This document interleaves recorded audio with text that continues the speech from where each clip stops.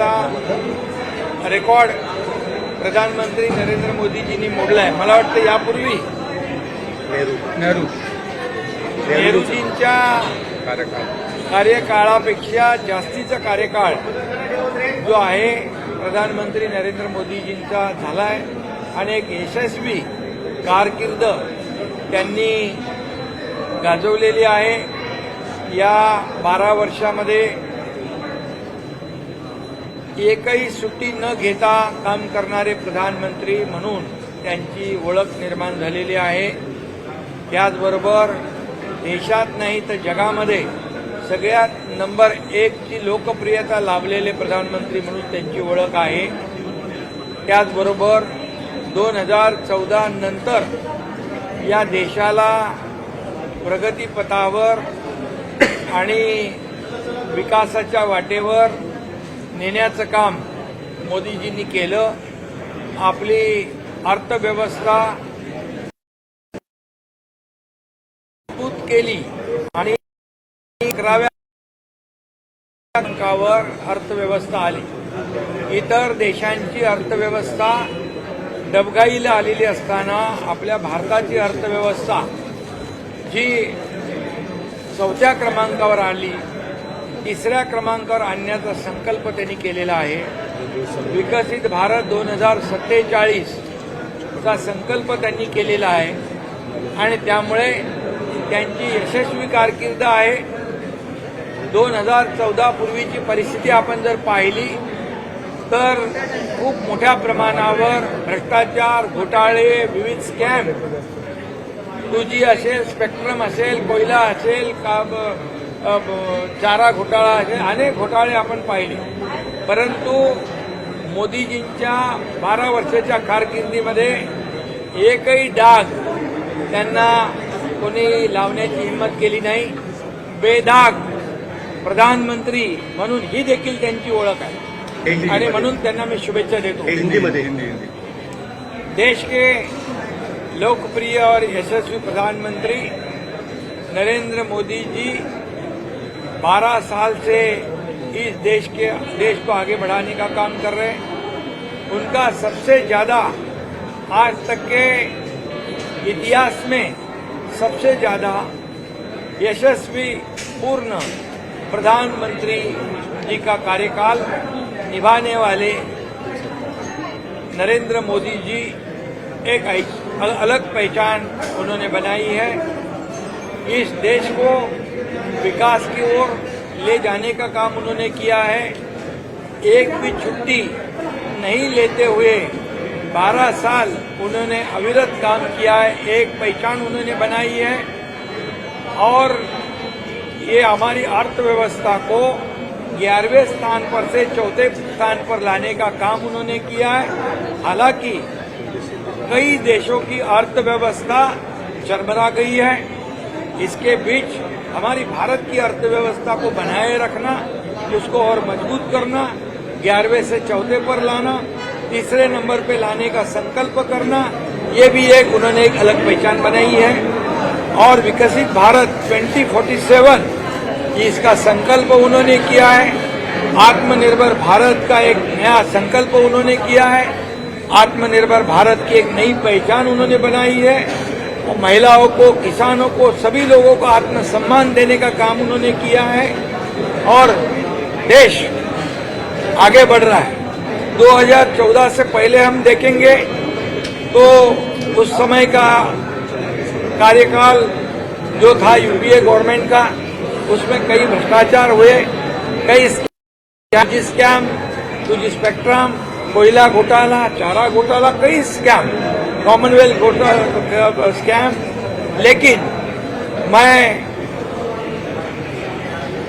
यहाँ पर मोदी जी का अभिनंदन करते हुए ये कहूँगा कि 12 साल में एक भी भ्रष्टाचार का दाग लगाने की हिम्मत किसी विपक्ष ने नहीं की. इसलिए बेदाग प्रधानमंत्री ये मोदी जी रहे हैं और इसीलिए ये भारत को आगे बढ़ाने का काम. और ये भी मैं कहूँगा, ये पहलगाम का भी मैं किस्सा आपको बताऊंगा कि पहलगाम में हमारे माता बहनों का सिंदूर पोंछने का काम पाकिस्तानियों ने किया था, उनको भी घर में घुसकर मारने का काम ऑपरेशन सिंदूर के माध्यम से हमारे प्रधानमंत्री जी के नेतृत्व में हमारे सेना के जवानों ने किया है। यह भी एक अलग मिसाल है और ये अलग अलग रिकॉर्ड उन्होंने बनाए हैं और सिर्फ देश में नहीं पूरी दुनिया में नंबर 1 की लोकप्रियता उन्होंने हासिल की है। यह भी एक उन्होंने एक अलग पहचान बनाई है और उनको अलग अलग देशों से 32 या 33 अवार्ड जो है उस देश के सर्वोच्च अवार्ड प्राप्त हुए हैं और सभी देशों से अच्छे ताल्लुकात रखने का काम उन्होंने किया है और इसलिए आर्थिक महासत्ता की ओर ले जाने का सपना मोदी जी ने जो संकल्प किया है वो निश्चित रूप से पूरा होगा और इसमें माता बहनों को, किसानों को, युवाओं को, गरीबों को, सभी लोगों को न्याय देने का काम मोदी जी ने किया है और आत्मनिर्भर भारत बनाने का काम भी उन्होंने किया है, आत्मसम्मान देने का भी काम किया है। आज सभी लोग कहते थे आज तक गरीबी हटाओ, गरीबी हटाओ, गरीबी हटाओ, गरीबी तो हटी नहीं, गरीब हट गया। लेकिन मोदी जी ने 32-35 करोड़ लोगों को गरीबी से ऊपर उठाया, 80 करोड़ गरीब जनता को मुफ्त में राशन देने का ऐतिहासिक निर्णय लिया है और महिलाओं के लिए तो लखपति दीदी, लखपति ड्रोन दीदी, कई योजनाएं उन्होंने की है और इसलिए उनका काम मैं बताने जाऊंगा तो समय पूरा नहीं होगा। इतना ही मैं कहूंगा कि जो इंफ्रास्ट्रक्चर 2014 से पहले जितने इंफ्रास्ट्रक्चर थे उससे कई गुना ज्यादा इंफ्रास्ट्रक्चर, एयरपोर्ट हो, रोड हो, फ्लाईओवर हो, सब कुछ हो, ये दुगने चौगुने नंबर से ये डेवलपमेंट हुआ है। इसलिए विकसित भारत 2047 जरूर यशस्वी होगा, ऐसा मुझे विश्वास है। इसलिए फिर एक बार मैं आदरणीय प्रधानमंत्री नरेंद्र मोदी जी को बहुत बहुत बधाई देता हूँ, उनका अभिनंदन करता हूँ। भाई एक सवाल है कि आपके कई नेता ये कह रहे हैं कि आप विपक्ष के नेता राहुल गांधी, देश का हालात बहुत खराब है, अगर इसी प्रकार से चलता रहा तो आने वाले समय में इस्तीफा देना मैसेज और देंगे आप? देखिए, राहुल गांधी जी हमेशा प्रधानमंत्री जी के खिलाफ आरोप लगाते हैं।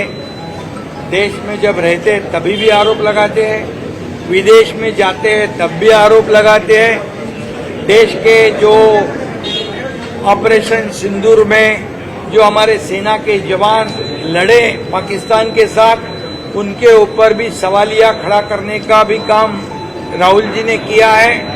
ये देशभक्ति है, ये कौन सा देश प्रेम है।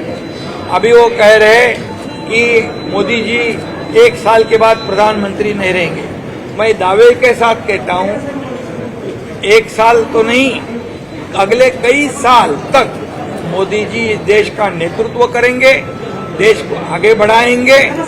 मेरा एक ही कहना है उनको कि राहुल जी को कि आप सिर्फ 1 साल तो कंटिन्यूसली देश में रह के तो दिखाओ। 2 महीने देश से बाहर जाते, विदेश जाते, कहा जाते, फिर वहां देश की बदनामी करते हैं, प्रधानमंत्री जी की बदनामी करते हैं। ये क्या है? इसलिए जितनी बदनामी वो करेंगे, कांग्रेस ने जितनी बदनामी की, कांग्रेस की हालत क्या है? जितनी बदनामी आरोप मोदी जी के ऊपर जो करेंगे तो 140 करोड़ जनता वो आरोप करने वालों को सही सबक सिखाएगी। भाई आपके कई नेता ये कह रहे हैं आप आर्थिक बवंडर वाली बात जो कहते हैं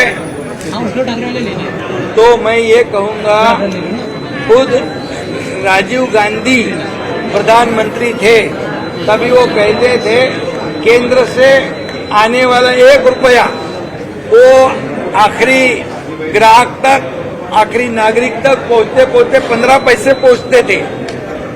मतलब करप्शन कितना, 85%। मोदी जी 1 रुपया देते हैं और डायरेक्ट डीबीटी के माध्यम से लोगों के खाते में जमा होता है। तो क्या आर्थिक बवंडर करने वाले तो सत्ता से बेदखल हो गए, लोगों ने उनको भगा दिया। और मोदी जी का कहना है कि नेशन फर्स्ट और विपक्ष का कहना है करप्शन फर्स्ट। इसलिए राष्ट्र को प्राधान्य देने वाले, राष्ट्र पहला कहने वाले मोदी जी सच्चे देशभक्त है। और जो कहने वाले, मैं कहूंगा उनको, उनका कोई देश का प्रेम नहीं है, राष्ट्र का प्रेम नहीं है, सिर्फ टीका टिप्पणी करना यही उनका धंधा है। दो सवाल है शिंदे जी। पहला सवाल ये है कि इंडिया बच्चू ये बयान दे रहे हैं। अरे इंडिया शिंदे साहब, इंडिया ब्लॉक की बैठक को लेके उधर शिंदे साहब, राहुल गांधी का ढूंढ रहे थे, राहुल गांधी का इंडिया अलायन्स अपना एनडीएचा चेहरा आमचे मोदीजी आहेत, इंडिया अलायन्स त्यांचा चेहरा कुठे आहे? उनमें त्यांच्यामध्ये एवढी फूट है, उनमें इतनी फूट टूट है कि जो भी इंडिया अलायंस में पहले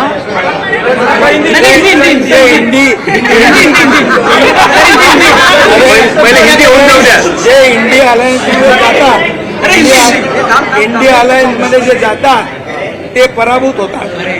बघा, टीएमसी, आरजेडी, यूबीटी, डीएमके सगळे पराभूत झाले आणि म्हणून ते सगळे इंडिया अलायन्स मधून बाहेर पडत आहे। काल डीएमके आले नाही, टीव्हीके आले नाही, आणखी कोणतरी ऑनलाईन आले, फेसबुक लाईव्ह करायला गेले।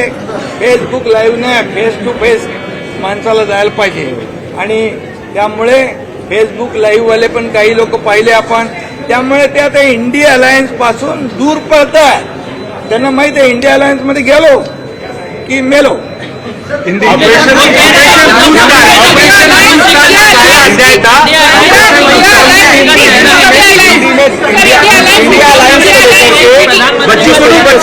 अलायंस के मीटिंग में यूपीटी की तरफ से ऑनलाइन प्रेजेंस दिखाया गया।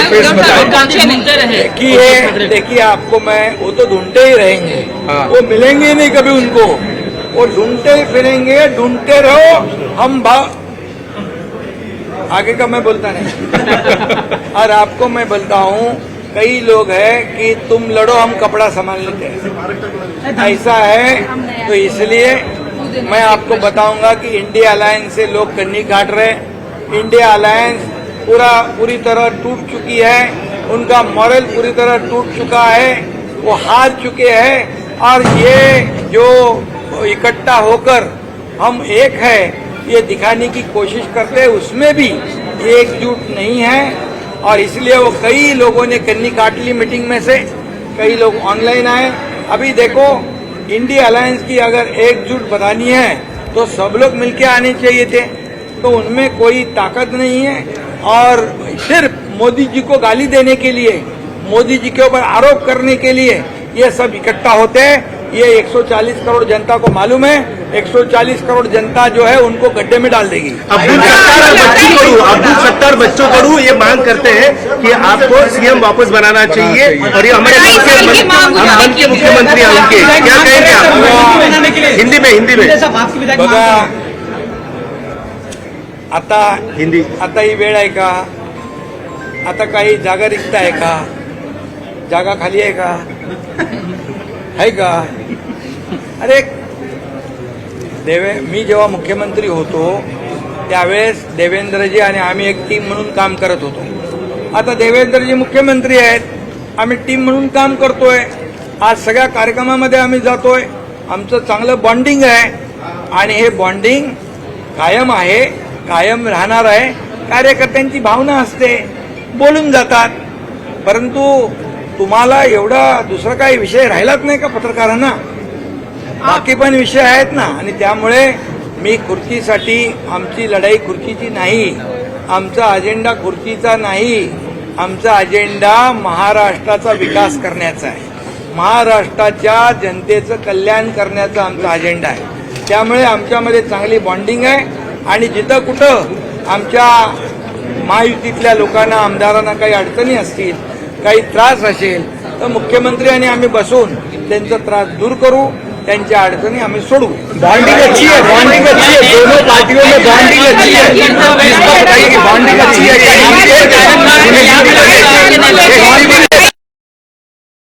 अच्छी है किस तरीके से बीजेपी के कार्यकर्ता है जिन्होंने ये कार्यकाल को याद करते हुए नेता भावुक हो रहे हैं सर, देखिए क्या बोले, बॉन्डिंग अच्छी है.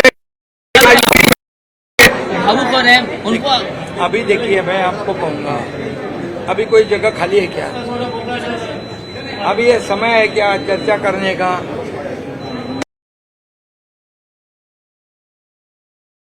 हम लोग सब मिलकर डेवलपमेंट कर रहे थे. आज भी देवेंद्र जी आज मुख्यमंत्री है, मैं डिप्टी चीफ मिनिस्टर है, हमारी टीम है, हम टीम बनकर काम कर रहे हैं. हमारे में अच्छी बॉन्डिंग है. बिल्कुल हमारा एजेंडा है, एजेंडा महाराष्ट्र के डेवलपमेंट का है. हमारा एजेंडा महाराष्ट्र की जनता को उनके जीवन में अच्छे दिन लाने का है, उनका जीवन बदलने का है. कार्यकर्ता है, अपनी भावना व्यक्त करते हैं. भावना उन्होंने तो और कई लोगों ने कुछ शेयर की है, तो ये महायुति विधायक उनको उनके स्थानिक स्तर पर वहां पर कुछ प्रॉब्लम है, तो मुख्यमंत्री जी देवेंद्र जी और हम मिलकर उसको सुलझाएंगे. हम उनकी समस्या को छुड़ाएंगे. लेकिन आपको मैं कहता हूं कि विरोधियों को वो मौका कभी भी मिलेगा नहीं, क्योंकि हमारी बॉन्डिंग ठीक है, बॉन्डिंग अच्छी है और हमारा एक ही मकसद है इस महाराष्ट्र को आगे बढ़ाना. वाटर